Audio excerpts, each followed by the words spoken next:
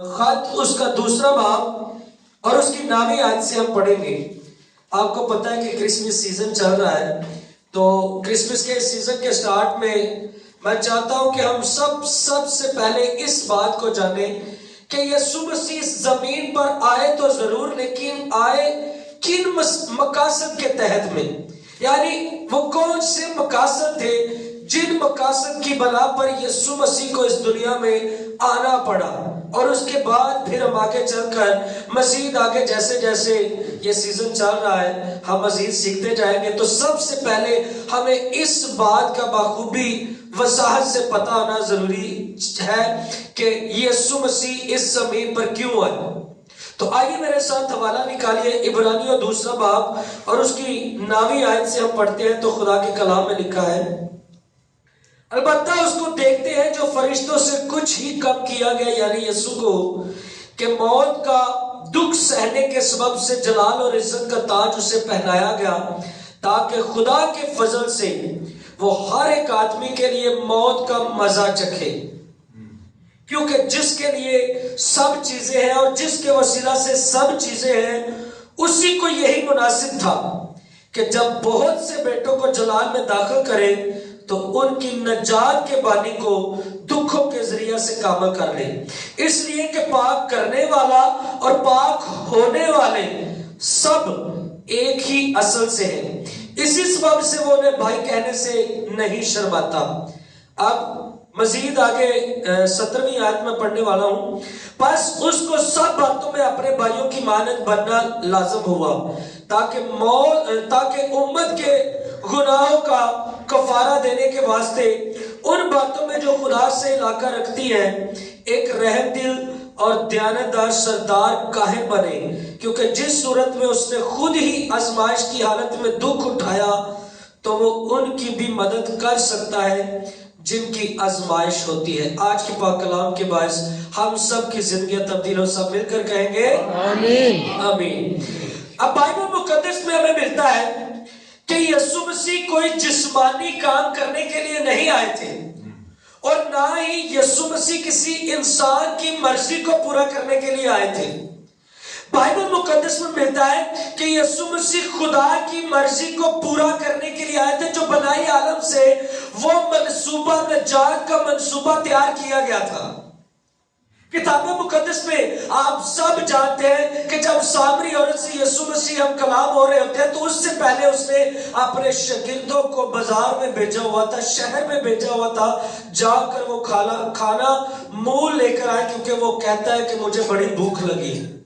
اب وہ کھانا مول لینے کے لیے گئے ہوئے ہیں، اور یسوع مسیح اس سامری عورت سے ہم کلام ہو رہے ہیں، جب وہ کھانا واپس لے کر آتے ہیں تو یسوع سے کہتے ہیں کہ ہم مل کر اس کھانے کو کھائیں۔ تو یسوع مسیح نے وہاں پر یہ بات کہی کہ میرا کھانا یہ ہے کہ میں اپنے بیچنے والے کی مرضی کو پورا کروں، یعنی جو مقصد اسے ملا ہے اسے پورا کر سکے۔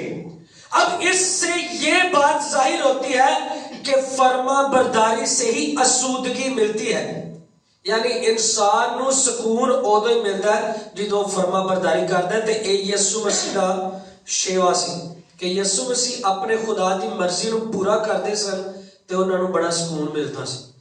اس لحاظ دے نال اپنے شاگرداں نو گل کہہ رہے نے کہ میرا کھانا یہ ہے کہ میں اپنے بیچنے والے کی، اپنے باپ کی مرضی کو پورا کروں، کیونکہ اسے اپنے باپ کی مرضی پورا کرنے میں سکون ملتا ہے، اپنے باپ کی فرما برداری کرنے میں سکون ملتا ہے، اسودگی ملتی ہے، یعنی وہ راجدہ ادو میں جدو وہ سمجھتا کہ میرا باپ میرے تو راضی ہو گیا۔ بائبل مقدس میں ہمیں ملتا ہے یہاں پر پہلی بات جو آج کی تلاوت میں ہم نے دیکھی ہے کہ یسوع مسیح نے باپ کی مرضی کو پورا کرنے کے لیے سب سے پہلا مقصد اس کا کیا تھا کہ وہ ہمارا عوضی بنے۔ عوضی سے مراد یہ کہ وہ ہمارا متبادل بنے۔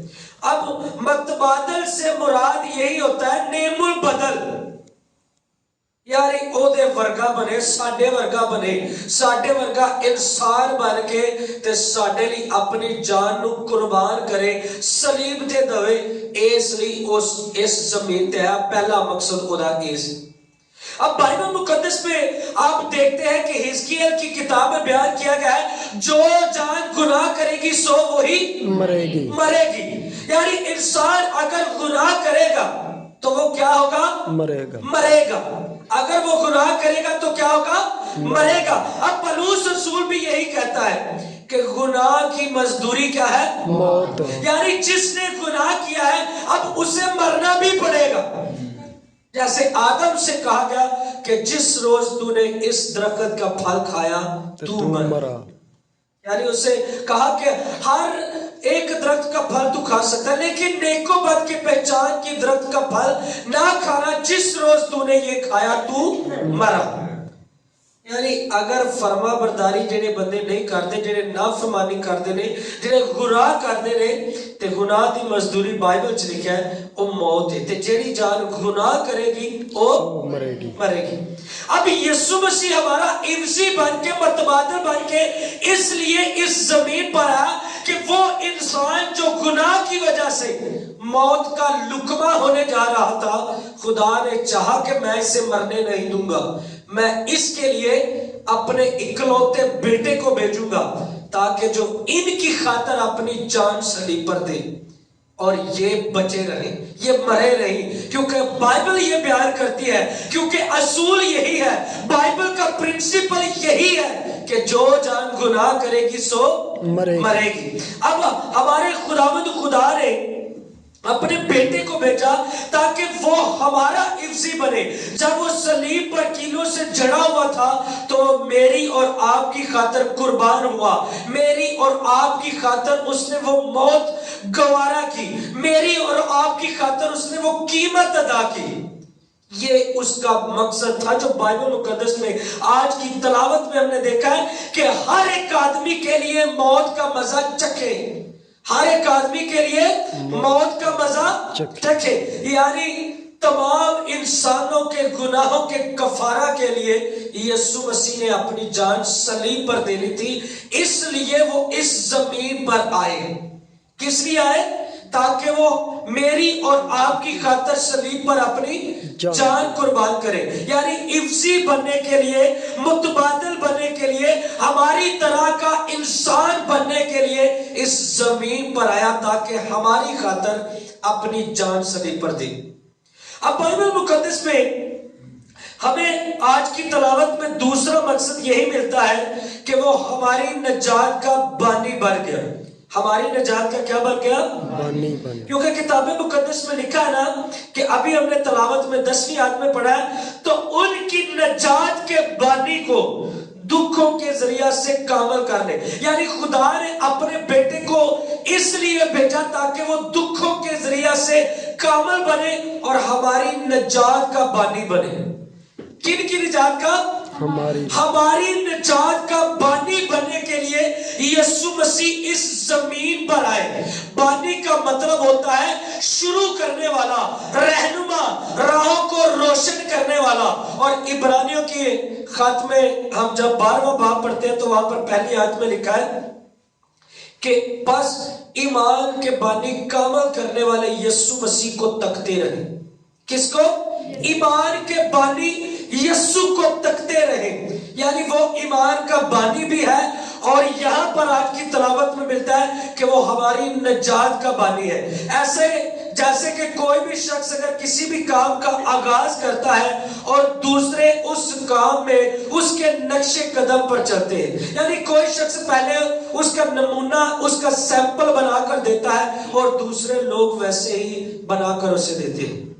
اب اس سے مراد یہ کہ ایسا شخص جو کسی شہر کی بنیاد رکھے اور لوگ اس میں آ کر بسیرا کرے، اس سے کہا جا سکتا ہے کہ یہ نجات کا بانی ہے. ایسا شخص جو دوسروں کے لیے راہیں روشن کرے اور دوسرے لوگ اس روشنی کی راہوں پر چلے، اس سے نجات کا بانی کہا جا سکتا ہے یا اس سے بانی بولا جا سکتا ہے. اب یسوع مسیح نجات کے بانی ہے جنہوں نے اس نجات کو شروع کیا ہے. کیونکہ لکھا ہے آسمان کے اوپر اور زمین کے نیچے آدمیوں کو اور کوئی دوسرا نام نہیں بخشا گیا جس کے وسیلہ سے نجات پائیں، جس کے وسیلہ سے نجات مل سکے. نجات اگر ہے تو صرف اور صرف ہمارے یسوع مسیح کے نام میں ہے. آمین. اب بائبل مقدس میں ملتا ہے پہلی بات جو ہم نے سیکھی ہے بائبل مقدس میں کہ وہ ہمارا عوضی بننے کے لیے, ہمارا متبادل بننے کے لیے, ہماری خاطر اپنی جان صلیب پر دینے کے لیے اس زمین پر آیا. اور دوسری بات جو ابھی ہم نے دیکھی ہے کہ وہ ہماری نجات کا بانی بننے کے لیے, یعنی نجات کا وہ رستہ کھولنے کے لیے اس زمین پر آیا. اب بائبل مقدس میں ہمیں ملتا ہے, اس کا مطلب یہ ہے کہ خدا تک پہنچنے کا اور کوئی دوسرا نہیں, راستہ نہیں, صرف اور صرف یسوع مسیح ہے. جو یہ کہتے ہیں کہ راہ, حق اور زندگی میں کوئی میرے وسیلہ کے بغیر باپ کے پاس نہیں جاتا. اب اس کے علاوہ آپ دیکھتے ہیں کہ جب ہم یسوع مسیح کے وسیلہ سے گناہوں سے رہائی پاتے ہیں تو یسوع کے وسیلہ سے ہم اس نجات کو بھی حاصل کر سکتے ہیں. آمین. تو مزید آگے تیسری بات ہم دیکھتے ہیں جو ہم نے 11ویں آیت میں پڑھی ہے, تو لکھا ہے وہاں پر کہ یسوع مسیح ہمیں پاک کرنے کے لیے اس زمین پر ہے. کیا کرنے کے لیے؟ کیونکہ ہم گناہوں کی وجہ سے ناپاک ہیں. جب تک ہمارے ساتھ گناہ ہے پاکیزگی کا لفظ یوز نہیں کیا جا سکتا, کیونکہ خدا کی آنکھ اتنی پاک ہے کہ وہ بدی کو دیکھ نہیں سکتی. تو اس لیے بائبل مقدس میں ملتا ہے کہ یسوع مسیح ہم کو پاک کرنے کے لیے اس زمین پر آئے, کیونکہ یسوع پاک ہے اور وہی مجھے اور آپ کو پاک بنانے کی صلاحیت رکھتا ہے. یعنی جیسے کہ ایک مثال دی گئی ہے کہ اندھے کو اندھا راہ نہیں دکھا سکتا, یعنی اسی طرح جب تک کوئی خود پاک نہ ہو وہ دوسروں کو کیسے پاک کر سکتا. اس لیے دوسروں کو پاک کرنے کے لیے اس کے خود کا پاک ہونا بڑا ضروری ہے. اب بائبل مقدس بھی یہی بات بیان کرتی ہے کہ یسوع مسیح پاک ہے اور وہی ہم کو پاک کرنے کی صلاحیت رکھتا ہے, اور وہی ہم کو پاک کرنے کے لیے اس زمین پر آیا. کیونکہ آپ رومیو کے خط میں بھی 8ویں باب کی پہلی آیت میں پڑھتے ہیں کہ اب سے جو مسیح یسوع میں ہے ان پر سزا کا حکم نہیں ہے. یعنی یسوع مسیح ہمیں پاک کرنے کے لیے زمین پر آئے تاکہ جو کوئی اس پر ایمان لائے ہلاک نہ ہو بلکہ ہمیشہ کی زندگی پائے. اور ہمیشہ کی زندگی, پاکیزگی ملتی ہے تو صرف اور صرف یسوع مسیح پر ایمان رکھنے سے ملتی ہے. اگر ہمیشہ کی زندگی, اگر پاکیزگی ملتی ہے تو وہ صرف اور صرف اس بات پر, اس بنا پر ملتی ہے کہ ہم اسے اپنا نجات دہندہ قبول کریں کہ جس نے میرے اور آپ کے لیے اپنی جان کو صلیب پر دیا.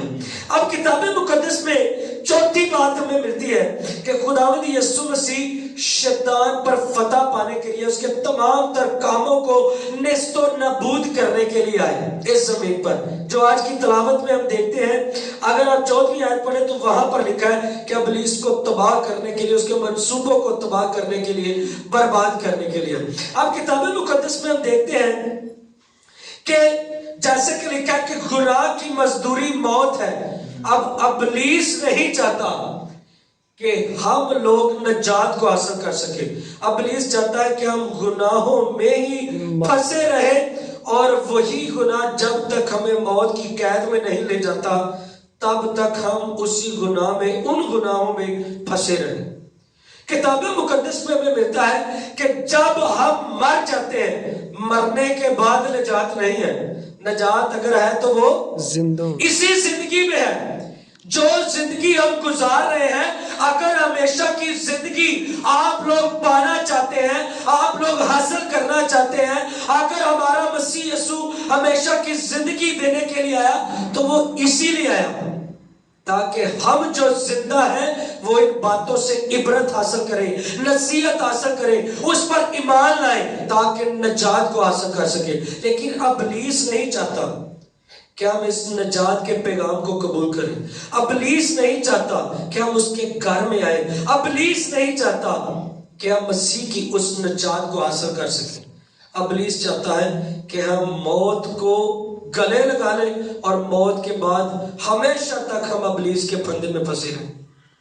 کیونکہ موت کے بعد جنہوں نے گناہوں میں زندگی گزاری ہے اور موت کو گلے لگا لیا یا موت ان کو اس زمین پر سے لے گئی ہے, اب ان کی نجات کا کوئی فیصلہ نہیں ہے, اب ان کے لیے کوئی نجات نہیں ہے. کتاب مقدس میں مزید آگے ہم دیکھتے ہیں کہ خداوند نے انسان کے لیے اگر منصوبہ یا پلان بنایا ہے نجات کا تو وہ اسی زندگی میں ہے، مرنے کے بعد نہیں ہے۔ اسی زندگی میں ہمارے خدا نے انسان کی نجات کا پلان بنایا ہے کہ ہم کیسے نجات کو حاصل کر سکتے ہیں، کیونکہ بائبل مقدس میں ہمیں ملتا ہے کہ یسوع مسیح نے مر کر اور جی اٹھ کر ہمارے لیے ایک ایسا رستہ کھول دیا ہے، ایک ایسا رستہ بنا دیا ہے جیسے وہ قبر کا سینہ چاک کر کے جی اٹھا اور موت کی ہتھکڑیوں کو توڑ ڈالا اور کہا میں جیتا ہوں تم بھی جیتے رہو گے۔ یعنی وہی ہم کو یہی بات کہتا ہے کہ جیسے میں نے موت پر ابلیس پر فتح پائی ہے، یہی اختیار میں تم کو دیتا ہوں، جاؤ سانپوں اور بچھوؤں کو کچلو اور ابلیس کی ساری قوتوں پر غالب ہو۔ یہ اختیار ہمارا خداوند یسوع مسیح ہم سب کو دیتا ہے، اور یہ وہی لوگ اس نجات کے پیغام کو سمجھ سکتے ہیں جو یسوع مسیح پر ایمان رکھتے ہیں۔ یہ اختیار وہی لوگ لے سکتے ہیں جو یسوع مسیح پر ایمان رکھتے ہیں، کیونکہ اس نے اگر ابلیس پر، اس کے منصوبوں پر، اس کے سارے پلان پر پانی پھیرا ہے یا اسے نیست و نابود کیا ہے تو وہ اپنے پیروکاروں کو بھی یہی اختیار دیتا ہے۔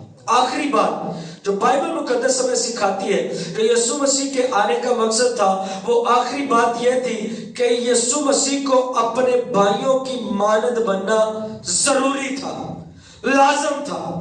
وہ اس وجہ سے کہ اگر آج کوئی دکھ پریشانی میں ہے اور وہ اسی پریشانی میں اگر مسیح یسوع کے پاس آتا ہے کہ میں اس پریشانی میں سے گزر رہا ہوں، تو یسوع مسیح فوراً سمجھ جاتے ہیں کہ میں بھی اس پریشانی میں سے گزرا ہوں، مجھے پتا ہے میرے بیٹے، میں نے تیری فریاد کو سن لیا ہے، میں جانتا ہوں اس پریشانی میں انسان کی کون سی کیسی کنڈیشن ہوتی ہے۔ جو آخری ورس میں ہم نے پڑھا ہے نا، لکھا ہے، سنیے ذرا غور سے سنیے، کیونکہ جس صورت میں اس نے خود ہی آزمائش کی حالت میں دکھ اٹھایا تو وہ ان کی بھی مدد کر سکتا ہے جن کی آزمائش ہوتی ہے۔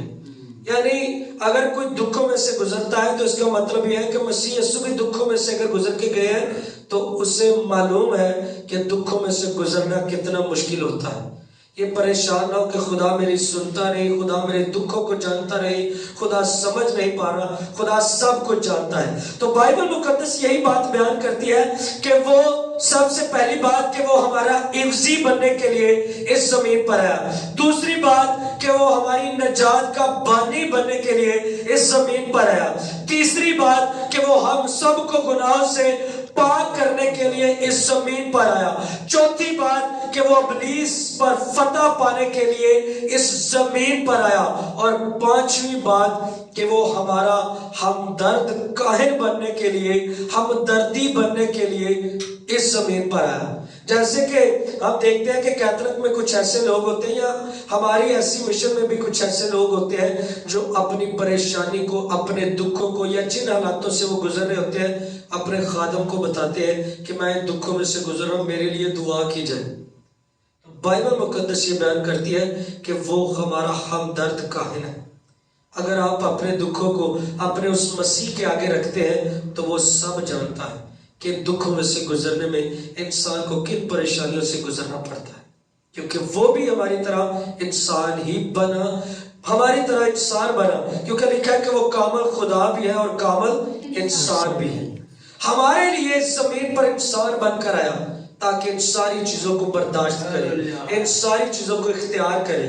تو آج ہم سب کو ضرورت ہے کہ جو باتیں آج ہم نے سب نے سیکھی ہیں ہم دوسروں میں بھی ڈیلیور کریں، کہ ہمارے مسیح یسوع اس زمین پر کس لیے آئے۔ کیونکہ بعض اوقات کچھ لوگ ہوتے ہیں جن کو اس بات کا علم نہیں کہ یسوع مسیح آئے، ضرور صرف اتنا پتہ ہے کہ یسوع مسیح صلیب پر جان دینے کے لیے آئے، لیکن اس بات کا نہیں پتا کہ جو آج کی تلاوت میں ہم نے دیکھی ہے، تو ضرورت اس بات کی ہے کہ ہم خود بھی ان باتوں کو سیکھیں اور دوسروں تک بھی پہنچائیں۔ خدا مجھے اور آپ کو اس کلام کے وسیلہ سے بڑی برکت دے۔